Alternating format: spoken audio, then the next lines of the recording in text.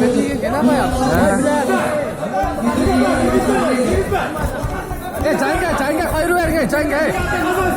Oy krasnaç.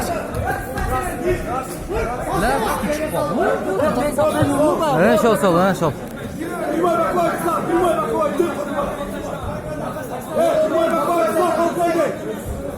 Evet parterden çok kireme parterden çok. Ya onda diyor ya namı çıkacak. Evet parter. Kirem putka gir.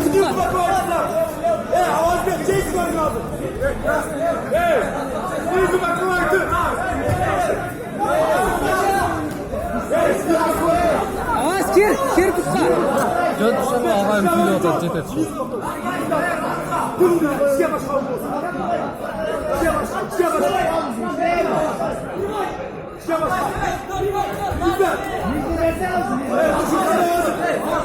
Göz kalmayan olur mu?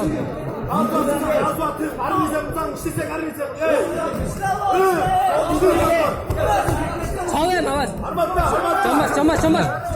Çambaş ölme de daha zayıf olacak diyorsun. Senin boş bak. Ya tutsan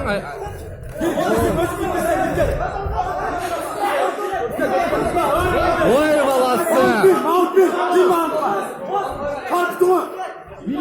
Allah sen öldürme.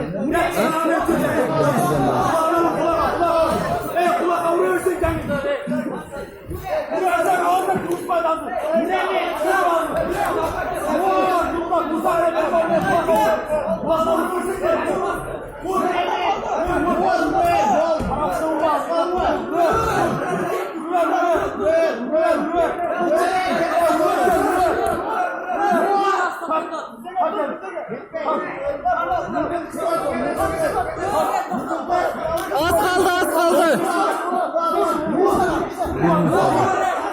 Bir minut kaldı.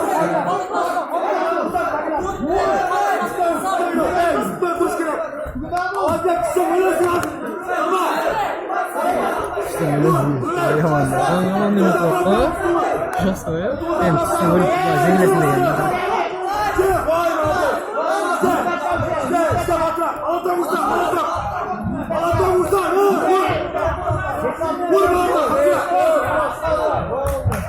Красавчик!